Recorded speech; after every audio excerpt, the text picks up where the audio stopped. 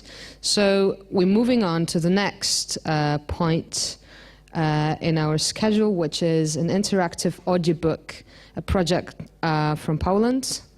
Please welcome Jarosław Beksa.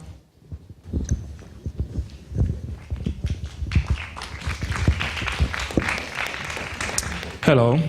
Today I would like to tell you a little bit about interactive audiobooks, and I would like to play with you an interactive audiobook today.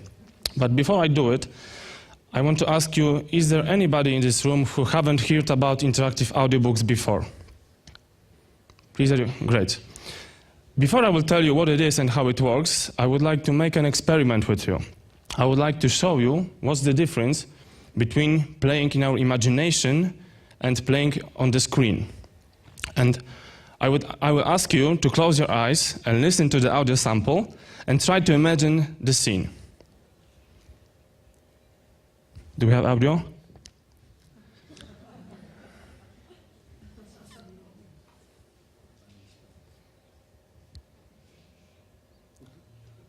Okay, one more time.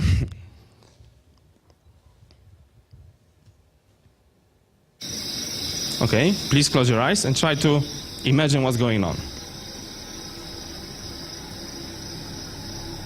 Imagine that you are alone in deep, dark forest.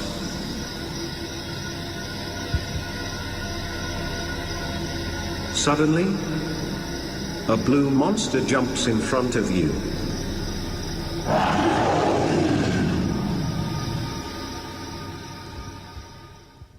Okay, thank you. You can open your eyes. And now tell me, have you seen the monster, the blue monster in your imagination? What was he like? Blue monster. Or she. Does this monster look like this one?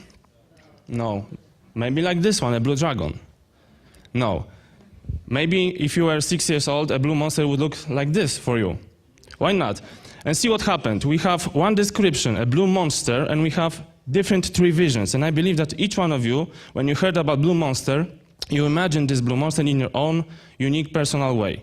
So this is the biggest advantage of books and audiobooks. And now I would like to explain what is interactive audiobook. Simply, it's a combination of 3 elements. The first one is audiobook. In terms of audio quality, our audiobook is super production. Why? Because we have music, we have sound effects, ambient effects, and what is most important, each character is played by different actor. So it gives a really good immersion. Also, we used almost 7,000 of sound files in this project, so it's a huge project. The second part is text. It's similar to ebook, because some people, they prefer to read rather than listen. And the last moment, the interactive part, is a role-playing game. And when you combine all these 3 elements, you will get interactive audiobook. This audiobook is called 1812 Heart of Winter, and it's a story about a young soldier who lived in 19th century, who joined Napoleon's army, which was invading Russia. And what's so great about this interactivity? Well, this is a unique audiobook where you can be the hero, where you can be the writer of the story. Just like similar in the project with interactive movie. So you can make the decisions. And moreover, thanks to that, we have a non-linear story. So each choice has an impact on the plot, and thanks to that, you have many alternative endings. So it encourages you to hear the story multiple times. And another nice feature, since we are playing in our imagination, we don't need the visual interface, so the application is accessible to the visually impaired.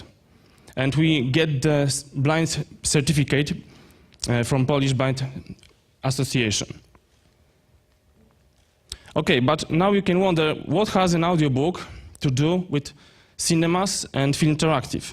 Well, actually it does. Some time ago, Audioteka.pl, the biggest audiobook seller in Poland and producer, they organized an event called the Game of the Thrones. It was all about listening to the audiobook in the cinema. Sounds crazy, but believe me, the cinema room was full and people actually loved it. So then I started thinking, if people like to listen audiobooks in the cinema, maybe they would like to play interactive audiobook also in the cinema. But we had this problem. How to control the game? How could 200 people control the game at one time? And we developed a solution. On the one side of the screen, we displayed Heart of Winter screen. On the other one, we showed the voting results. And to get the votes, we didn't use any special controllers because they are expensive, and we have only one, we have to pass it to another, and it takes really long to make these votes. So we realized that everybody right now has at least a smartphone or any device which is capable of Wi-Fi connection. So we developed a simple web application which was working as a controller. It's very simple.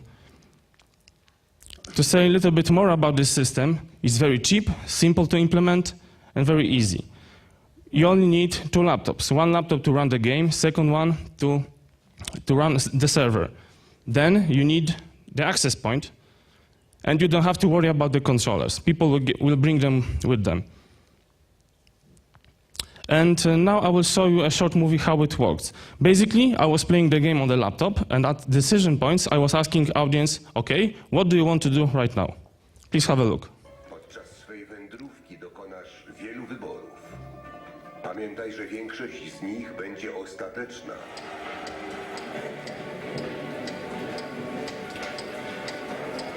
Grałam wcześniej, już w Serce Zimy, więc taki pokaz... So as you can see, audience can see the charts going in the real time. So they can even make the decision according to the decision of the others. And we can now think of any other usages of this system. For example, in the cinemas, before the movie, we can create interactive advertisements, maybe some games, maybe some contests, using these controllers on our mobile devices. Or after the movie, you can gather evaluations of the movie, whether the audience liked the movie or not, for example. And if you want to go for the larger scale, just imagine a couple of million people playing the same game in front of their TV screens using mobile devices and our special application. It's possible. We just need the content and a nice application. Okay, so now we have some time, and I would like to play with you in Heart of Winter.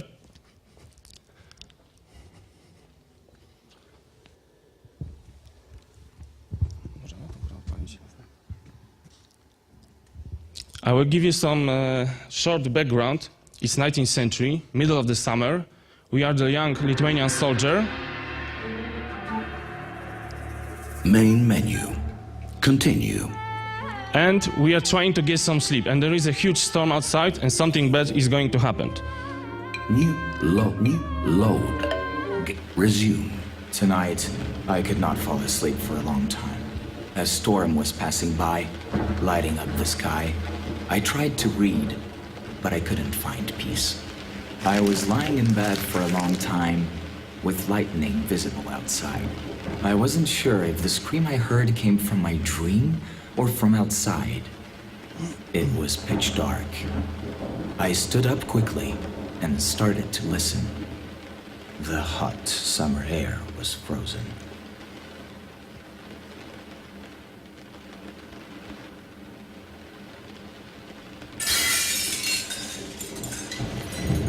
New mission. Intruder at night. Go to the guest chamber for a saber. Okay, so now it's a time to make a decision. And now please help me, what should we do? Take out a pistol from a drawer. Or, Go to the guest chamber for a saber. what do you want to do? Please tell me. Pistol? Saber. Okay, we're going for the saber. I opened the door. There was someone standing across the room. He looked at me. His eyes shined in the darkness, cold and tainted steel in his hand. I looked aside, and I saw my well-used saber hanging there in a sheath. Hanging like some kind of remorse. Take the saber. Or, Return for the pistol. what should we do? Take the saber. Okay. Take the saber. I immediately jumped to the left. The saber came out with a droning grasp. I caught sight of the blade. New weapon. Father's saber. Cover yourself. Or, Thrust the blade. or, Dodge. what should we do? Dodge. Okay. I fell to the ground. The enemy thrust forward his saber. I heard an indistinct sound. The blade was in the wall above my head. Cut and jump away. Or, Thrust the blade. thrust the blade. Okay. To die in one's own Oh, I'm house, sorry, I pressed... almost in one's Can you go bed. down? What a miserable ending for a soldier. I pressed it 2 times, I'm sorry, Who but knows what would actually we have happened died. if I had acted So if you want to see what will happen, you have to play it again and choose a different option. Heart of Winter, can we go back to the presentation? Heart of Winter, I have to click to the end, sorry. Heart of Winter is available for free on the Android, iOS, PC and Symbian platform. And it's also available in 3 language versions. Let me show you that. 1812, le cœur de l'hiver. 1812. Serce zimy. 1812, Heart of Winter. So, if you want to know the story and make your own decisions, please feel free to download the game. It's available on the iOS market, for example, and on Google Play. And that's it. Thank you. Are there any questions?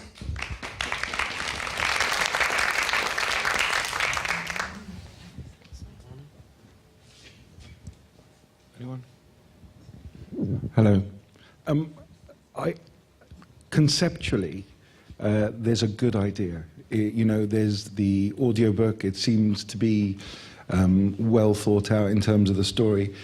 But I have to say this, and I wonder what you think of this. You started this by saying that it's not about one narrative. There's lots of different stories. So basically, you're proposing choice.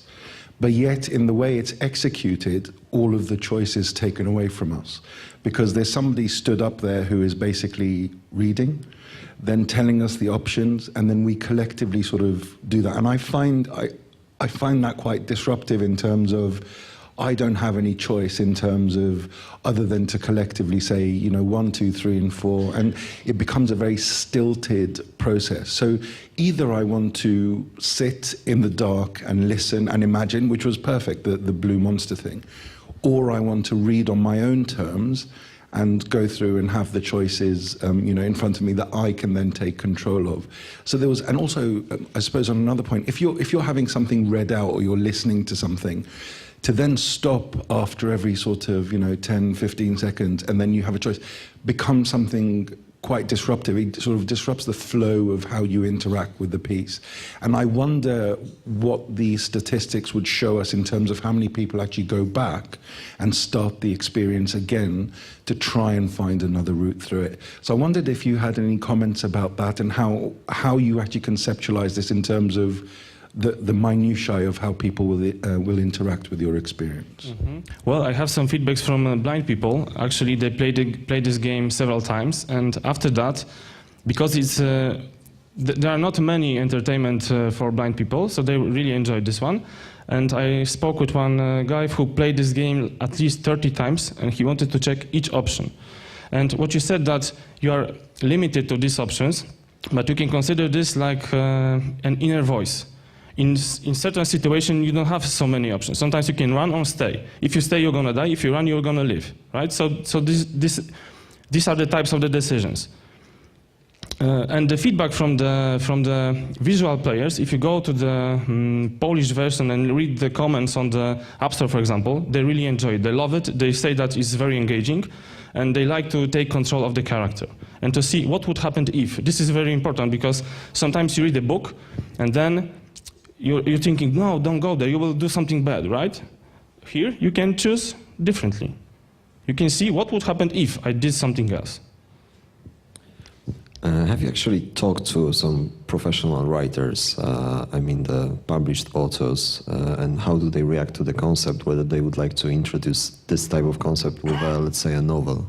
Yes, I spoke with Joanne Rowling. I presented that to Charlie Redmayne, and I was thinking to create interactive version of Harry Potter. But Joanne, she said, no way, Harry Potter is a linear story, I'm not going to make it interactive.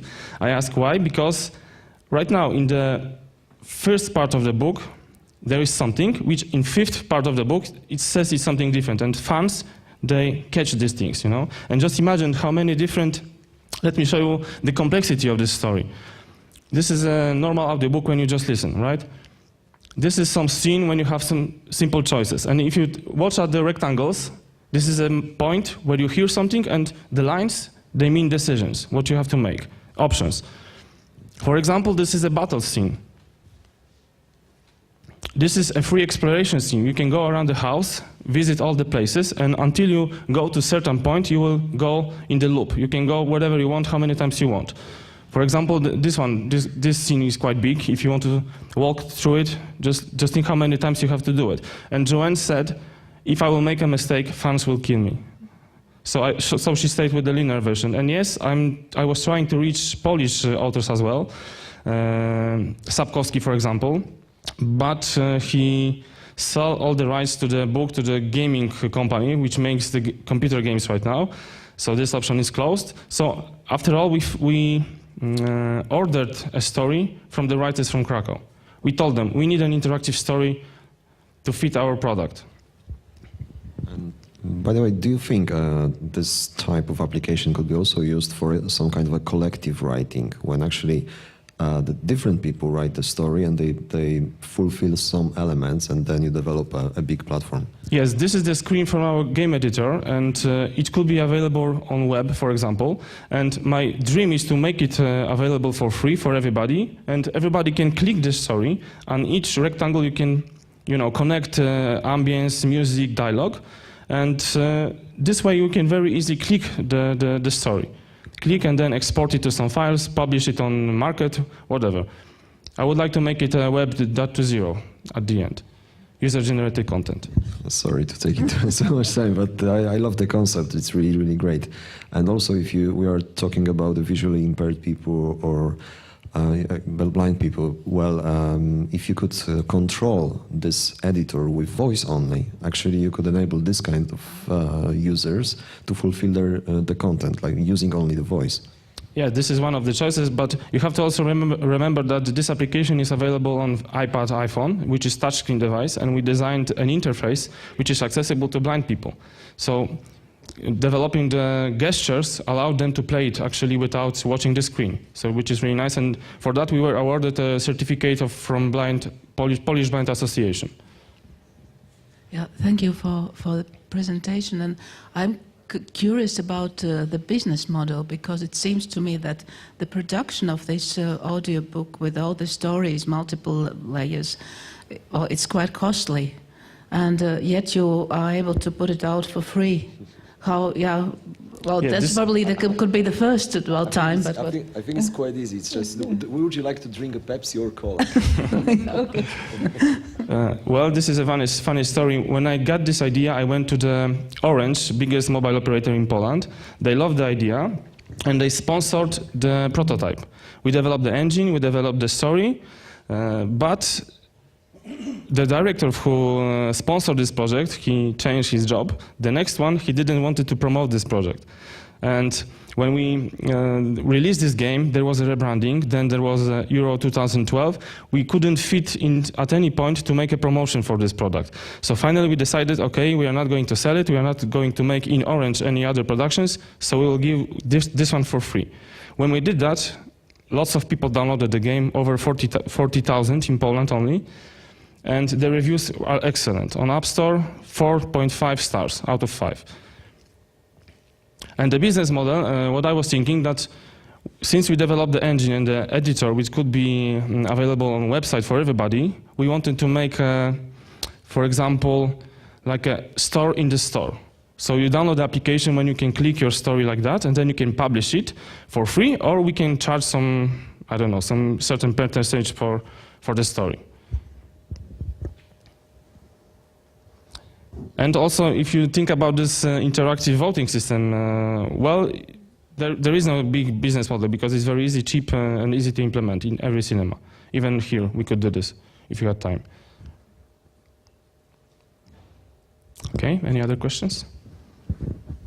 Do we have any more questions from the commissioners, the experts? If no, we can spare some time for questions from the audience.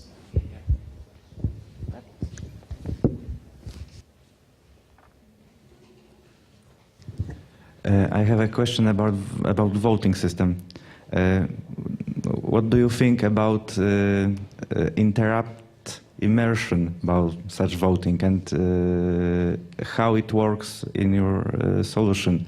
It stops the story or it continues? No, the game is made like this. All the audio is mixed in real time. So when you have the decision point, you hear the background sounds, you hear the music, so you don't have a silence. So you hear everything instead, but not the dialogues. And when you make a decision, the dialogue will continue. And we did it like this, where I was reading all the options, and then I asked audience, what do you want to do? And then we gave them 5 seconds to press the button. It worked quite well. Mm-hmm. People enjoyed it, and sometimes there were funny situations that at the beginning, one option was winning, and somebody from the room was screaming, no, choose something else. And the other one was winning, so that was quite funny. And about immersion, it's not the problem to disrupt this immersion of the story? Well, actually not. When we were asking people what they think about this movie when we did it in Multikino in Warsaw, they love it. At the beginning they were really scary about this. Well, it's an audiobook, I'm not sure if I'm going to like it, but at the end they really felt that they are making these decisions. Mm-hmm. Not their own, but together with all the people in the room. So that was quite engaging for them. I have a movie, if you want to see it, I can show you all the review of this event. Okay, thank you. Is there anybody else who would like to ask a question? If so, put your hands up so that we can see. And if not, you can grab Jarek at lunch break and we can move on to the next project. Okay, thank you. Thank you. And the next project is a membrane attach me cloth from